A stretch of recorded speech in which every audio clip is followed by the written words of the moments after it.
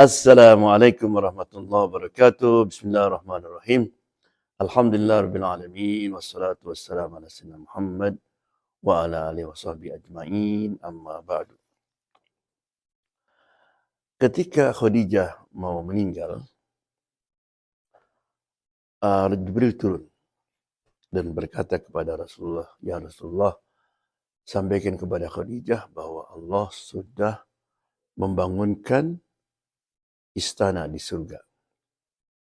Dan di sana nanti Khadijah tidak akan mendengar suara-suara yang bising dan dia tidak akan capek." Yang menarik di sini, kenapa Allah menyebutkan tentang apa yang akan terjadi nanti.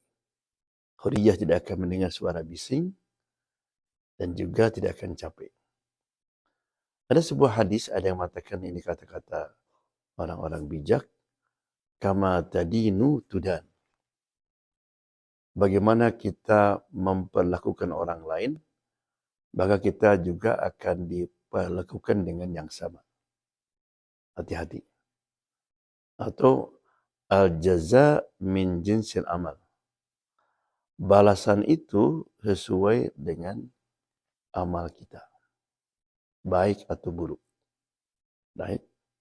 Nah, Khadijah selama hidupnya tidak pernah membuat bising kepada Rasulullah SAW. Rasulullah SAW tidak pernah mendengar sesuatu kata-kata yang menyakiti hatinya, yang tidak enak didengar.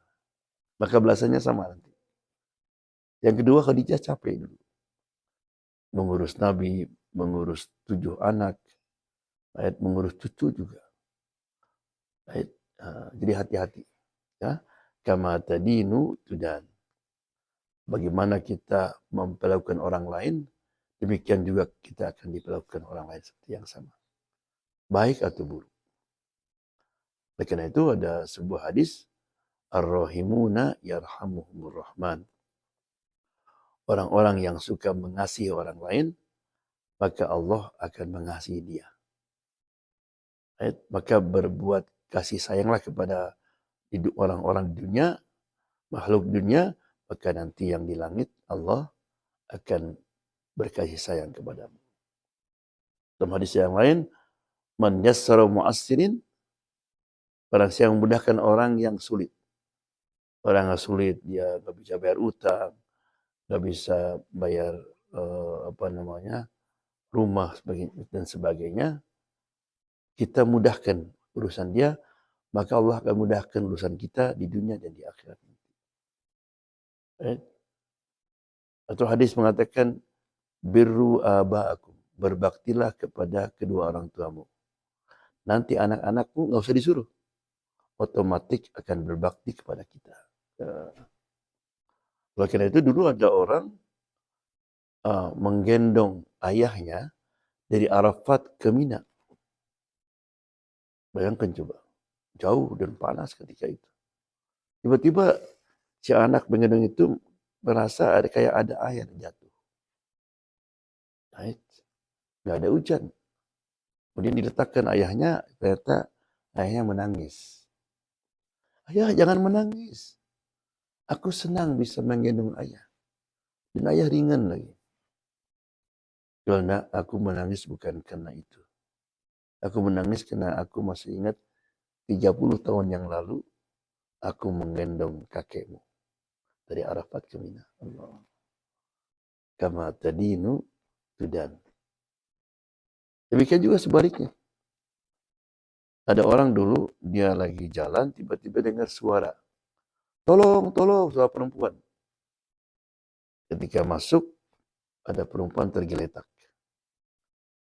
Ada pisau di dadanya. Maka langsung dicabut sama dia. Ketika dia mencabut begini, orang-orang datang. Bayangkan coba, pisau di tangannya. Darah kemana-mana. Jadi semua menuduh dia yang bunuh. Saya bukan yang bunuh. Saya datang untuk menolong dia. Dibawa ke mahkamah, semua bukti menunjukkan kepada dia. Nah, ada orang lagi, punya saksi dia. Akhirnya mau dibunuh gantung. Sebelum dia digantung, dia berkata begini. demi Allah 3 kali. Saya tidak membunuh perempuan ini, tapi saya pernah membunuh di kampung saya 20 tahun yang lalu. Kama tadinu tudan. Hati-hati. Ada dulu anak-anak muda lagi main-main dia. Rupanya di situ ada anjing, dia capek lagi duduk begini anjing. Dia bilang, lihat aku hebat. Aku bisa menggilas anjing itu hanya tangannya. Badannya selamat. Coba mau dia. Menjerit anjing itu. Bangga dia. Bangga menggilas tangan anjing. Seminggu berikutnya, dia naik mobil, bannya meledak. Kemudian taruh ban baru, ketika dia taruh begini, rupanya mobil itu jatuh. Kena tangannya. Sehingga tangannya itu jadi hitam, dibawa ke rumah sakit, mesti dipotong. Hati-hati. Kama tadinu sudah. Bagaimana kita memperlakukan orang lain, kita pun akan kena. Positif atau negatif. Mari kita perlakukan orang lain dengan positif, sehingga kita selalu dapat dengan positif. Ya, mudah-mudahan ada manfaatnya. Wabillahi taufiq wal hidayah. Wassalamualaikum warahmatullahi wabarakatuh.